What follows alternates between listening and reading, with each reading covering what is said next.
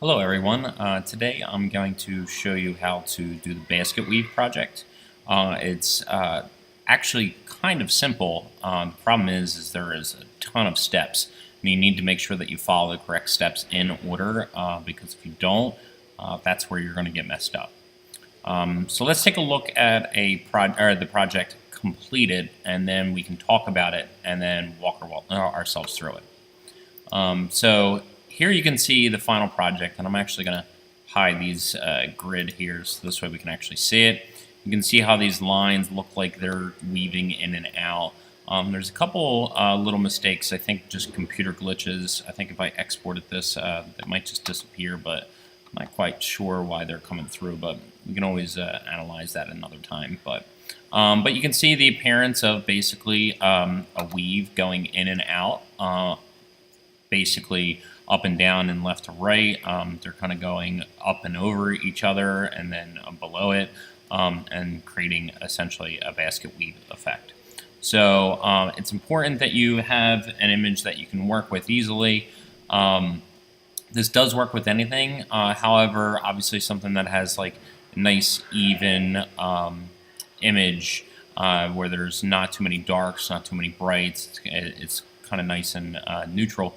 They tend to work a little bit better, but again, this is just kind of a fun little project just to kind of work with something a little more complicated, but not too complicated that it should frustrate you. So as you can see, I really only have 4 main layers, and actually, if you really think of it, I have a black rectangle down the bottom.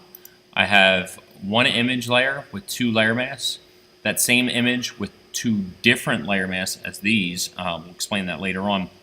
And then this layer mask here, which we use in order to create this layer mask here and this one here. Okay? So the first thing we're going to do is let's get started with the actual project. The first thing we're going to do is we're going to turn on our guides. So we go up here to View, go to Grid and Access Manager. You want to click Show Grid, and you want to turn off Use Automatic Grid. So you should have something similar to this. The spacing might be a little bit different than mine, and your spacing, no matter what, is going to be different than mine. So you're going to have to kind of play with it until it works. I basically am looking for a grid that the lines kind of end either after this or right even with it. So you can see right here there's a little bit of an extra little sliver right there. So I wouldn't want this. I believe I figured it out when I did it the first time. 64 pixels wound up being perfect for me. It did add that little extra. I can always crop my image if I absolutely need to, but we want to kind of limit doing that because we don't want to mess with the original image too much. Okay, so I'm going to hit close. The next thing I'm going to do is I'm going to duplicate this layer, and I'm going to add a black rectangle on the bottom. So I went to the shape tool, I hit rectangular shape tool. Notice I'm kind of pulling this over the edges a little bit. There's a little bit of an overhang, and that's so this way there's no kind of like little gaps that may occur. We're going to switch this to black, so most likely you should be defaulting to white and black. If you're not, it's not a big deal. Just choose black. You can go under swatches and just hit black, and you notice that it automatically changes for you. The rectangle is on the wrong position in the layers panel, so I'm going to pull that all the way down. Remember, you grab it by the picture box that's here, and you pull it down. Make sure it's the full long bar, not the shorter bar. Okay, so the next thing I'm going to do is start doing my selections. So I can go right here to the rectangular marquee tool. If that's not selected, if you just hit the M button, M as in Mary, that'll give you that option. And you also want to make sure that it's under Add.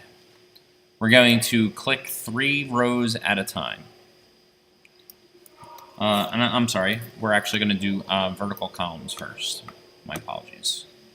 If you are not zoomed out all the way so this way you can see the whole screen, I suggest doing that before you start. As you can see, sometimes the marquee tool kind of disappears behind the grid. Don't worry about that. It's still there. Just know that that's where you left off. Skip a column and do the next one. So essentially, you're going to do this all the way through. You are going to make sure that you give yourself a little bit of an overhang up top and a little of an overhang down the bottom. That will ensure that you don't have any little gaps in your project. Again, we're going to keep this even, three columns at a time, with one column as a spacer in the center. And you're going to notice that when I finish, notice I have that little slither at the end. I'm going to wind up cropping that off because I don't like that, and it's not going to work for my project. After you do all your columns, hit the layer mask button, and you're going to notice if I hide this top layer, which is in the way right now, I have these black lines essentially. If you have the black lines, it's perfect. Now I'll do the same exact thing for the other one. So I'm going to deselect. I'm going to hide this one and bring this one forward. Again, you want to do 3 rows at a time.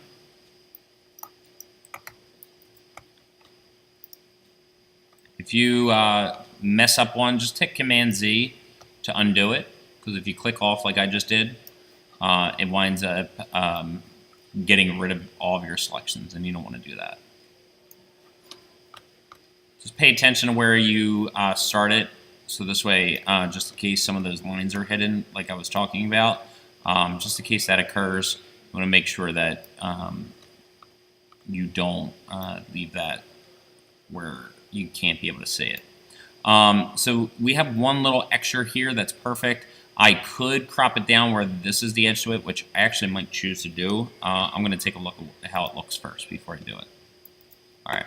So yeah, I don't like that single one right here. I would have rather had it at least 2. So what I'm going to do is I'm going to go to the crop button. I'm going to take away this one single line because I know that that's in existence in that middle layer. And then I'm going to come up on my image right here, so this way I don't see that last black line. And I'm going to hit apply. So you can see now I have a nice even image. If I switch between the both of them, they end both in 3 blocks. Okay, so now when both of them are selected, notice that you only see these individual little blocks. This is kind of like the holes in the threads of the weave. All right, so now here comes sometimes the tricky part. What I want to do is I want to first click on just this layer mask. Then what I'm going to do is I'm going to hold the Command key and I'm going to hit Command again. Notice that it brings back our selection that we had. You're going to hit layer mask and it's going to break off a brand new layer mask for you. You're going to pull that all the way up. Okay? Then what you're going to do is you're going to invert that. Oops. I'm going to deselect first and then invert it. The other way that you could have done that, and actually, which is a little bit better of a way, so let me actually show you that way. So my apologies if you did that one. Just undo it, hit Command-Z. So I'm going to deselect. I'm going to once again do this, Command-click. It has my selection, but I want to invert my selection. Because I only want the columns selected, those black columns. Now hit layer mask. You should have those nice thin black columns. If I hide the images, that's what I mean by the black columns. Now you're going to do the same thing for the other one. Click this, then hit Command click, invert that selection, hit layer mask.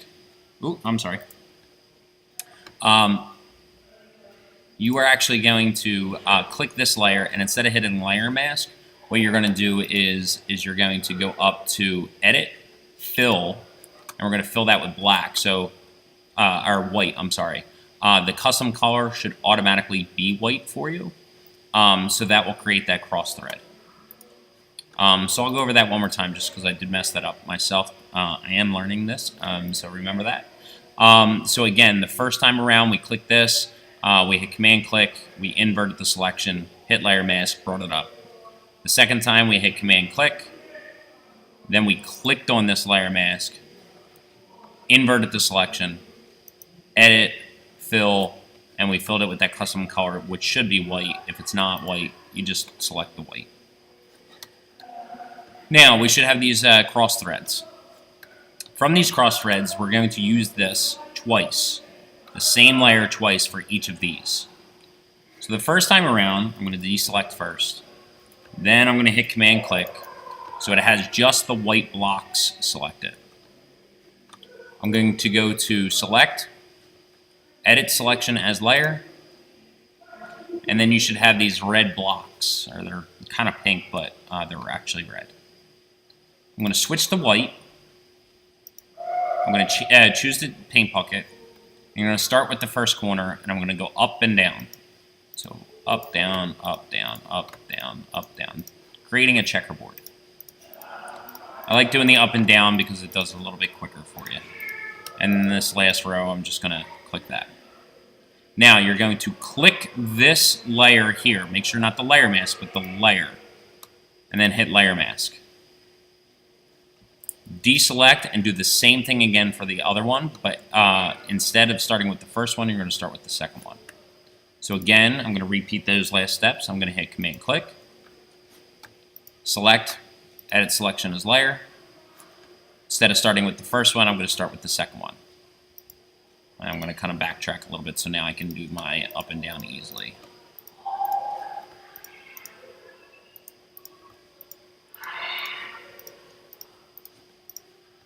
Okay. Again, I'm finished my selection. So I'm going to click right here on this layer and then hit Layer Mask. If I look at the first one, I'm going to hide this top layer. If I look at the first one, I should have horizontal black lines. Excellent. If I look at the second one, I should see vertical ones. Combination of the two, we look back to where we were before. Now the next thing I need to do is I need to add effects. So I'm going to add an inner shadow. I'm going to pull my radius over, and then I'm going to pull the opacity over. You can see that's starting to make the threads already. Do the same thing for the second one.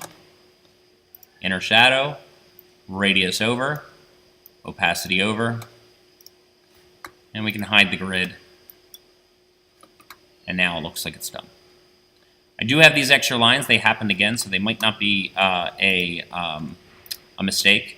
So what you can do is you can find out where they're coming from just by unclicking our layer mask. It's definitely not that one. So it actually does look like it's actually this one.